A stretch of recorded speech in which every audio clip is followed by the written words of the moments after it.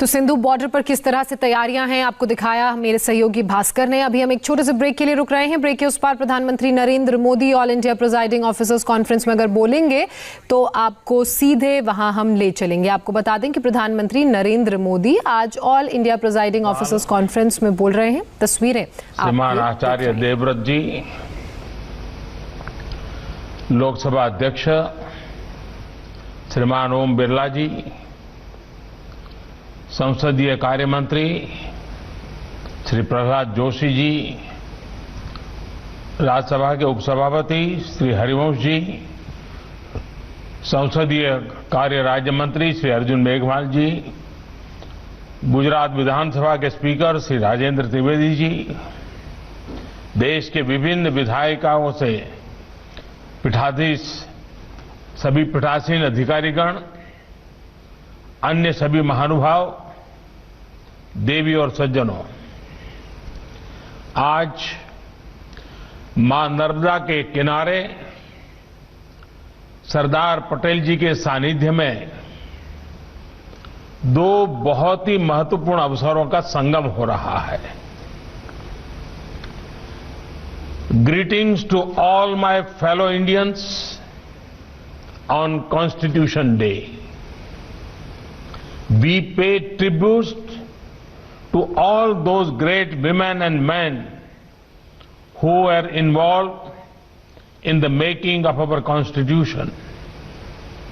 आज संविधान दिवस भी है और संविधान की रक्षा करने में अहम भूमिका निभाने वाले आप पीठासीन अधिकारियों का सम्मेलन भी है। ये वर्ष पीठासीन अधिकारियों के सम्मेलन का शताब्दी वर्ष भी है। इस महत्वपूर्ण उपलब्धि के लिए आप सभी को बहुत बहुत बधाई।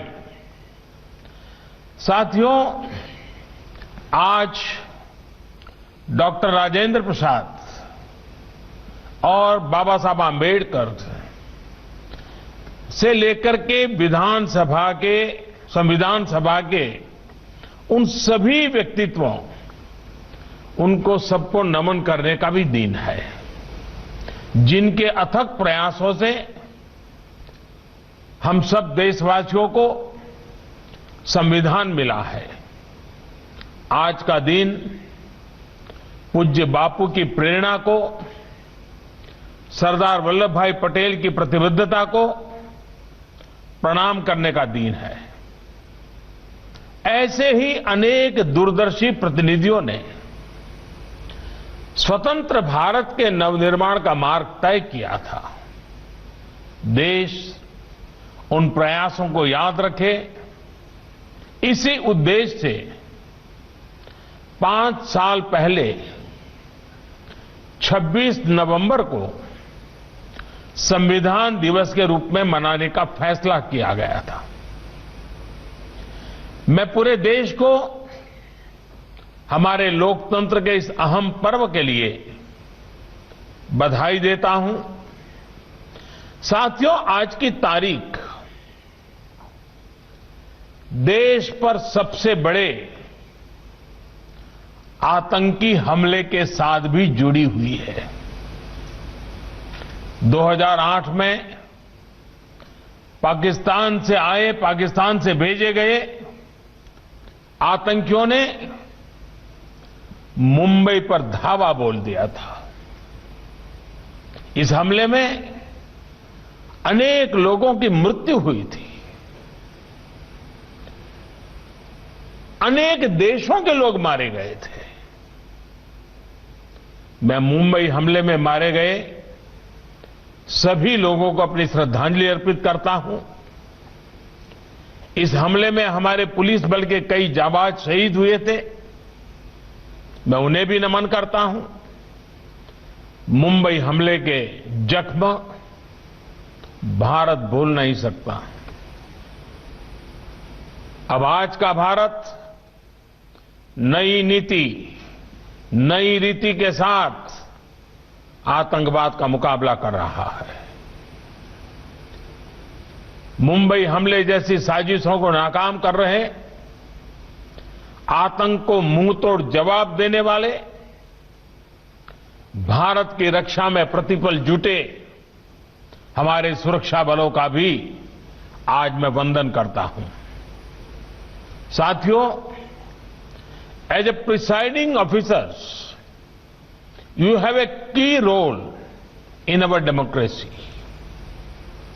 आप सभी पीठासीन अधिकारी कानून निर्माता के रूप में संविधान और देश के सामान्य मानवी को जोड़ने वाली एक बहुत अहम कड़ी है।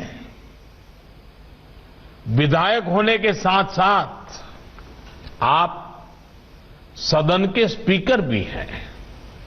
ऐसे में हमारे संविधान की तीनों महत्वपूर्ण अंग विधायिका, कार्यपालिका और न्यायपालिका के बीच बेहतर सामंजस्य स्थापित करने में आप बहुत बड़ी भूमिका अदा कर सकते हैं। आपने अपने सम्मेलन में इस पर काफी चर्चा भी की है।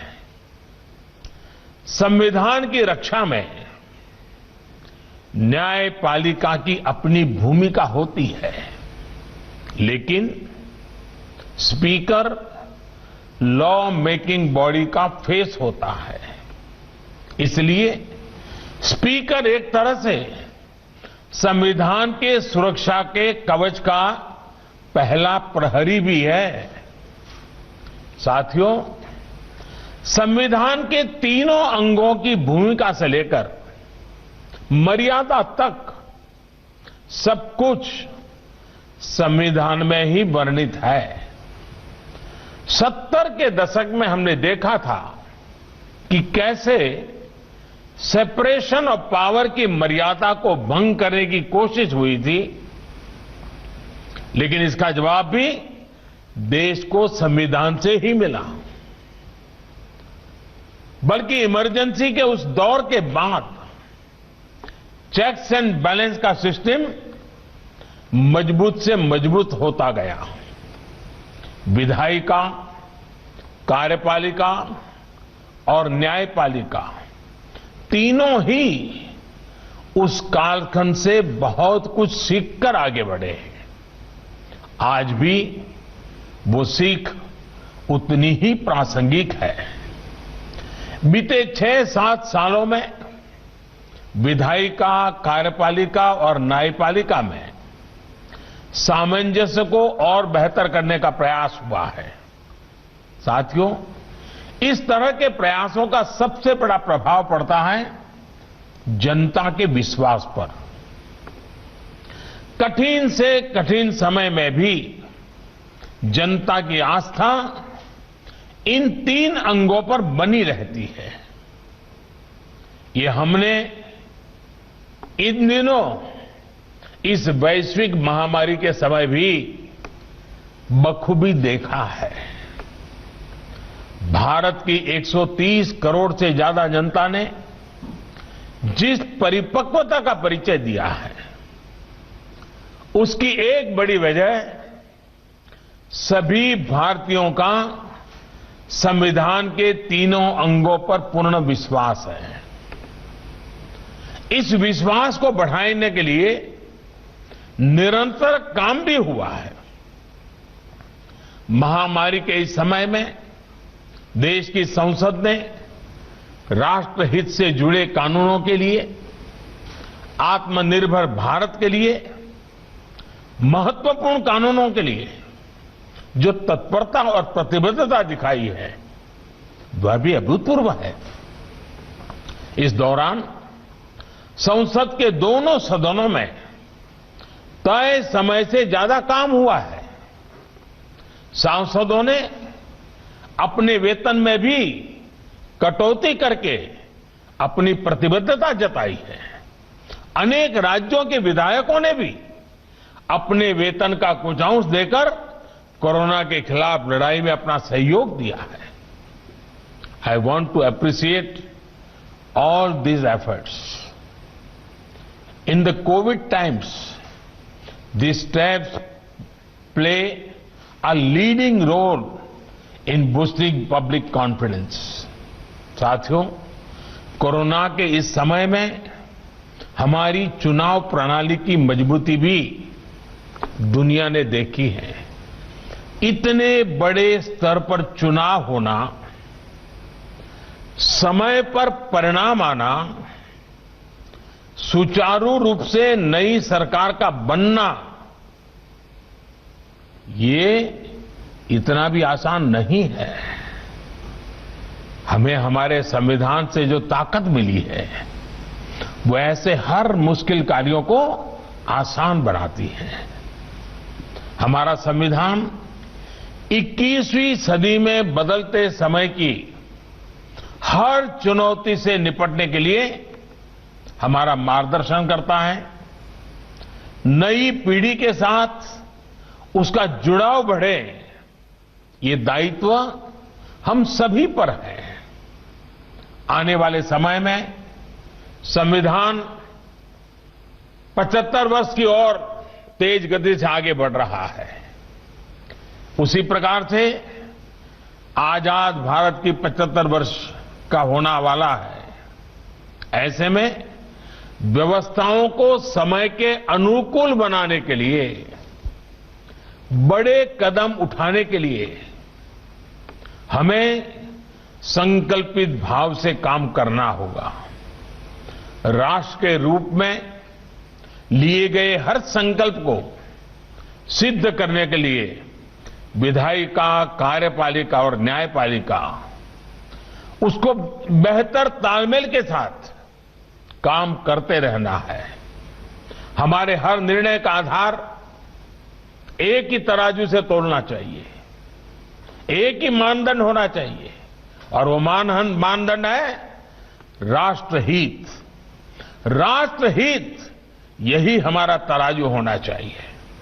हमें ये याद रखना है कि जब विचारों में देशहित, लोकहित, उसके बजाय राजनीति हावी होती है तो उसका नुकसान देश को उठाना पड़ता है। जब हर कोई अलग अलग सोचता है तो क्या परिणाम होते हैं, उसका गवाह आप 2 दिन से जहां विराजमान हैं, वो सरदार सरोवर डैम भी उसका एक बहुत बड़ा उदाहरण है। साथियों, केवड़िया प्रवास के दौरान आप सभी ने सरदार सरोवर डैम की विशालता देखी है, भव्यता देखी है, उसकी शक्ति देखी है। लेकिन इस डैम का काम बरसों तक अटका रहा, फंसा रहा। आजादी के कुछ वर्षों के बाद शुरू हुआ था और आजादी के 75 वर्ष जब सामने आए हैं, अभी कुछ साल पहले वो पूरा हुआ। कैसी कैसी बाधाएं, कैसे कैसे लोगों के द्वारा रुकावटें, किस प्रकार से संविधान का दुरुपयोग करने का प्रयास हुआ, और इतना बड़ा प्रोजेक्ट, जनहित का प्रोजेक्ट, इतने सालों तक लटका रहा। आज इस डैम का लाभ गुजरात के साथ ही मध्य प्रदेश, महाराष्ट्र और राजस्थान के लोगों को भी हो रहा है। इस बांध से गुजरात की 10 लाख हेक्टेयर जमीन को, राजस्थान की 2.5 लाख हेक्टेयर जमीन को सिंचाई की सुविधा सुनिश्चित हुई है। गुजरात के 9,000 से ज्यादा गांव, जब नर्मदा का पानी अनेक विवादों में रहा, अनेक संकटों से गुजरे, आखिरकार कुछ रास्ते निकले, लेकिन जब राजस्थान को पानी पहुंचाया तो भैरव सिंह जी शेखावत और जसवंत सिंह जी दोनों गांधीनगर स्पेशली मिलने आए। मैंने पूछा क्या काम है, बोले आकर के बताएंगे। वो आए और मुझे उतना उन्होंने अभिनंदन दिए, इतने आशीर्वाद दिए, इतनी, मैंने कहा इतना प्यार, इतनी भावना क्या। अरे बोले भाई, इतिहास गवाह है कि पानी के बूंद के लिए भी युद्ध हुए हैं, लड़ाइयां हुई हैं, 2-2 परिवारों के बीच बंटवारा हो गया है, बिना कोई संघर्ष, बिना कोई झगड़े गुजरात से नर्मदा का पानी राजस्थान पहुंच गया, राजस्थान की सूखी धरती को अपने पानी पहुंचाया। ये हमारे लिए इतने गर्व और आनंद का विषय है और इसलिए हम तुम्हें मिलने आए हैं। आप देखिए, ये काम अगर पहले हुआ होता, इसी बांध से जो बिजली पैदा हो रही है उसका अधिकांश लाभ मध्य प्रदेश और महाराष्ट्र को हो रहा है। साथियों, ये सब वर्षों पहले भी हो सकता था। लोक कल्याण की सोच के साथ, विकास को सर्वोच्च प्राथमिकता के अप्रोच के साथ ये लाभ पहले भी मिल सकते थे, लेकिन वर्षों तक जनता इनसे वंचित रही। और आप देखिए, जिन लोगों ने ऐसा किया उन्हें कोई पश्चाताप नहीं है। इतना बड़ा राष्ट्रीय नुकसान हुआ, बांध की लागत कहां से कहां पहुंच गई, लेकिन जो इसके जिम्मेदार थे उनके चेहरे पर कोई शिकन नहीं है। हमें देश को इस प्रवृत्ति से बाहर निकालना है। साथियों, सरदार पटेल की इतनी विशाल प्रतिमा के सामने जाकर दर्शन करके आप लोगों ने भी नई ऊर्जा महसूस की होगी, आपको भी एक नई प्रेरणा मिली होगी। दुनिया की सबसे ऊंची प्रतिमा स्टैच्यू ऑफ यूनिटी, ये हर भारतीय का गौरव बढ़ाती है। और जब सरदार पटेल स्टैच्यू बना है, वो जनसंघ के मेंबर नहीं थे, भाजपा के मेंबर नहीं थे, कोई राजनीतिक छुआछूत नहीं। जैसे सदन में एक भाव की आवश्यकता होती है, वैसे देश में भी एक भाव की आवश्यकता होती है। ये सरदार साहब का स्मारक उस बात का जीता जागता सबूत है कि जहां कोई राजनीतिक छुआछूत नहीं है। देश से बड़ा कुछ नहीं होता, देश के गौरव से बड़ा कुछ नहीं होता। आप कल्पना कर सकते हैं, 2018 में स्टैच्यू ऑफ यूनिटी के लोकार्पण के बाद करीब 46 लाख लोग, 46 लाख यहां इस सरदार साहब स्टैच्यू को अपना नमन करने के लिए आए हैं। कोरोना की वजह से 7 महीनों तक स्टैच्यू दर्शन बंद नहीं हुए होते तो ये आंकड़ा और ज्यादा होता। मां नर्मदा के आशीर्वाद से स्टैच्यू ऑफ यूनिटी, ये पूरा केवड़िया शहर भारत के भव्यतम शहरों में शामिल होने के लिए तेजी से खड़ा हो रहा है। सिर्फ कुछ ही वर्षों में, और अभी ये गवर्नर श्रीमान आचार्य जी ने बड़े विस्तार से इसका वर्णन किया है, कुछ ही वर्षों में इसका स्थान का कायाकल्प हो गया है। जब विकास को सर्वोपरि रखकर, कर्तव्य भार को सर्वोपरि रखकर काम होता है तो परिणाम भी मिलते हैं। आपने देखा होगा, इन 2 दिन दरमियान आपको कई गाइड से मिलना हुआ होगा, कई व्यवस्था में जुड़े हुए लोगों से मिलना। ये सारे नौजवान बेटे बेटियां इसी इलाके की हैं, आदिवासी परिवारों की बच्चियां हैं। और आपको जब बताती होगी, बहुत एग्जैक्टनेस शब्दों का उपयोग करती हैं, आपने देखा होगा। ये ताकत हमारे देश में पड़ी है, हमारे गांव के अंदर भी ये ताकत पड़ी है। सिर्फ थोड़ी राख हटाने की जरूरत है, वो एकदम से प्रज्वलित हो जाती है। आपने देखा होगा दोस्तों, विकास के इन कार्यों ने यहां के आदिवासी भाई बहनों को भी एक नया आत्मविश्वास दिया है। साथियों, हर नागरिक का आत्मसम्मान हो, आत्मविश्वास बढ़े, ये संविधान की भी अपेक्षा है, हमारा भी ये निरंतर प्रयास है।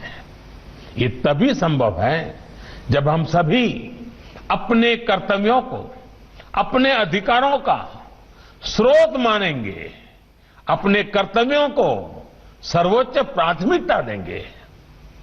कर्तव्यों पर, संविधान पर सबसे ज्यादा बल दिया गया है, लेकिन पहले के दौर में उसे ही भुला दिया गया। चाहे सामान्य नागरिक हो, कर्मचारी हो, जनप्रतिनिधि हो, न्यायिक व्यवस्था से जुड़े लोग हो, हर व्यक्ति, हर संस्थान के लिए कर्तव्यों का पालन बहुत प्राथमिकता है, बहुत जरूरी है। संविधान में तो हर नागरिक के लिए ये कर्तव्य लिखित रूप में भी है और अभी हमारे स्पीकर आदरणीय बिरला जी ने कर्तव्यों के विषय में विस्तार से हमारे सामने विषय भी रखा। Friends, our constitution has many special features, but one very special feature is the importance given to duties. Mahatma Gandhi himself was very keen about this. He saw a close link between rights and duties. He felt that once we perform our duties, rights will be safeguarded. साथियों, अब हमारे प्रयास ये होने चाहिए कि संविधान के प्रति सामान्य नागरिक की समझ और ज्यादा व्यापक हो। इसके लिए संविधान को जानना, समझना भी बहुत जरूरी है। आजकल हम सब लोग सुनते हैं केवाईसी, ये बहुत कॉमन शब्द है, हर कोई जानता है। केवाईसी का मतलब है नो योर कस्टमर। ये डिजिटल सुरक्षा का एक बड़ा अहम पहलू बना हुआ है। उसी तरह केवाईसी एक नए रूप में, केवाईसी यानी नो योर कॉन्स्टिट्यूशन, हमारे संविधान सुरक्षा कवच को भी मजबूत कर सकता है। इसलिए मैं संविधान के प्रति जागरूकता के लिए निरंतर अभियान चलाते रहना ये देश की आने वाली पीढ़ियों के लिए आवश्यक मानता हूं। विशेषकर स्कूलों में, कॉलेजों में हमारी नई पीढ़ी को इससे बहुत करीब से परिचय करना हो चुका। I would urge you all to take initiative that make aspects of our constitution more popular among our youth, that too through innovative methods. साथियों, हमारे यहां बड़ी समस्या ये भी रही है कि संवैधानिक और कानूनी भाषा उस व्यक्ति को समझने में मुश्किल होती है जिसके लिए जो कानून बना है। मुश्किल शब्द, लंबी लंबी लाइनें, बड़े बड़े पैराग्राफ, क्लोज सब क्लोज, यानी जाने अनजाने एक मुश्किल जाल बन जाता है। हमारे कानूनों की भाषा इतनी आसान होनी चाहिए कि सामान्य से सामान्य व्यक्ति भी उसको समझ सके। हम भारत के लोगों ने इस संविधान खुद को दिया है, इसलिए इसके तहत दिए गए हर फैसले, हर कानून से सामान्य नागरिक सीधा कनेक्ट महसूस करे, ये सुनिश्चित करना होगा। इसमें आप जैसे पीठासीन अधिकारियों की बहुत बड़ी मदद मिल सकती है। इसी तरह समय के साथ जो कानून अपना महत्व खो चुके हैं, उनको हटाने की प्रक्रिया भी आसान होनी चाहिए। अभी हमारे माननीय हरिवंश जी ने उसके विषय में अच्छे उदाहरण दिए हमारे सामने। ऐसे कानून जीवन आसान बनाने के बजाय बाधाएं ज्यादा बनाते हैं। बीते सालों में ऐसे सैकड़ों कानून हटाए जा चुके हैं, लेकिन क्या हम ऐसी व्यवस्था नहीं बना सकते जिससे पुराने कानूनों में संविधान की तरह ही पुराने कानूनों को रिपील करने की प्रक्रिया स्वतः चलती रहे? अभी कुछ कानूनों में सनसेट क्लॉज की व्यवस्था शुरू की गई है। अब एप्रोप्रिएशन एक्ट और कुछ और दूसरे कानूनों में भी इसका दायरा बढ़ाने पर विचार चल रहा है। मेरा सुझाव है कि राज्य की विधानसभाओं में भी इस प्रकार की व्यवस्था सोची जा सकती है, ताकि पुराने अनुपयोगी कानूनों को स्टैट्यूट बुक से हटाने के लिए प्रोसीजर रिक्वायरमेंट्स में बचा जा सके। इस प्रकार की व्यवस्था से कानूनी कंफ्यूजन बहुत कम होगा और सामान्य नागरिकों को भी आसानी होगी। साथियों, एक और विषय है और वो भी इतना ही महत्वपूर्ण है, वो चुनावों का। वन नेशन वन इलेक्शन सिर्फ एक चर्चा का विषय नहीं है, बल्कि ये भारत की जरूरत है। हर कुछ महीने में भारत में कहीं न कहीं बड़े चुनाव हो रहे होते हैं। इससे विकास के कार्यों पर जो प्रभाव पड़ता है उसे आप सब भली भांति जानते हैं।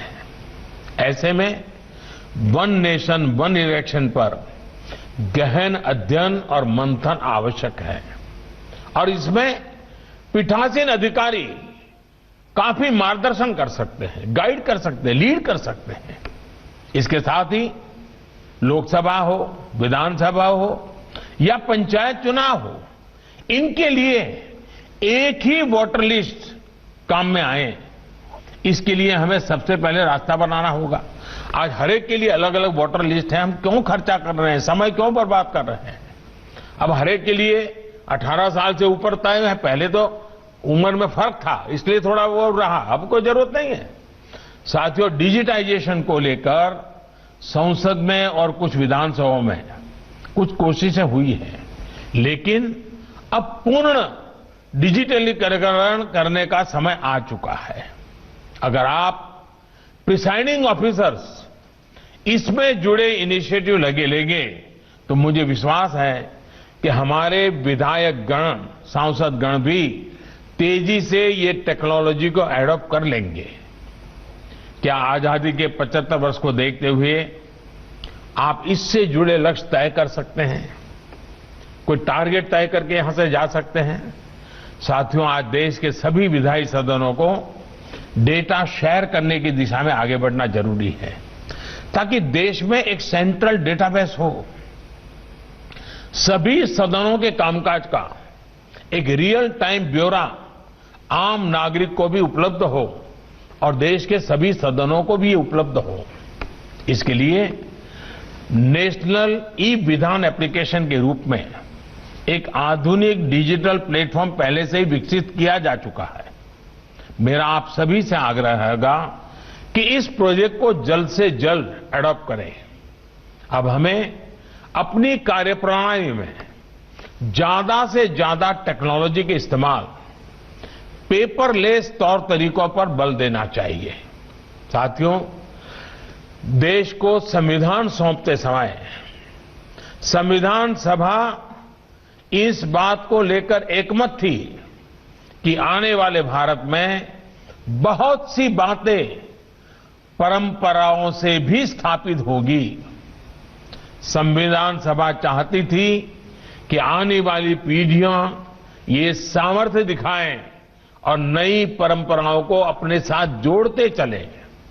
हमें अपने संविधान के शिल्पियों की इस भावना का भी ध्यान रखना है। पीठासीन अधिकारी होने के नाते आप सभी क्या नया कर सकते हैं, कौन सी नई भी चीज जोड़ सकते हैं, इस दिशा में भी कुछ न कुछ कंट्रीब्यूट करेंगे तो देश के लोकतंत्र को एक नई ताकत मिलेगी। विधानसभा की चर्चाओं के दौरान जन भागीदारी कैसे बढ़े, आज की युवा पीढ़ी कैसे जुड़े, इस बारे में भी सोचा जा सकता है। अभी दर्शक दीर्घाओं में लोग आते हैं, चर्चा भी देखते हैं, लेकिन इस प्रक्रिया को बहुत नियोजित तरीके से भी किया जा सकता है। जिस विषय की चर्चा हो उस विषय के अगर संबंधित लोग वहां रहे उस दिन तो ज्यादा लाभ होगा। जैसे मानो शिक्षा से जुड़ा कोई विषय हो तो विद्यार्थियों को, शिक्षकों को, यूनिवर्सिटी के लोगों को बुलाया जा सकता है। सामाजिक सरोकार से जुड़ा कोई अन्य विषय हो तो उससे संबंधित समूह को बुलाया जा सकता है। महिलाओं के संबंधित कोई विषय की चर्चा हो तो उनको बुलाया जा सकता है।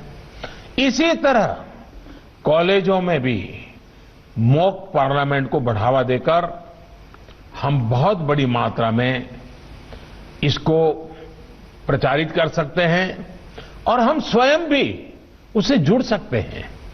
कल्पना करिए, यूनिवर्सिटी के छात्रों की संसद हो और आप खुद उसे संचालित करें। इससे विद्यार्थियों को कितनी प्रेरणा मिलेगी, कितना कुछ नया सीखने को मिलेगा। ये मेरे सुझाव भर हैं। आपके पास वरिष्ठता भी है, आपके पास अनुभव भी है। मुझे विश्वास है कि ऐसे अनेक प्रयासों से हमारी विधायी व्यवस्थाओं पर जनता का विश्वास और मजबूत होगा। एक बार फिर इस कार्यक्रम में मुझे निमंत्रित करने के लिए मैं स्पीकर महोदय का बहुत आभार व्यक्त करता हूं। मैंने ऐसे ही सुझाव दिया था, लेकिन स्पीकर साहब ने केवड़िया में इस कार्यक्रम की रचना की।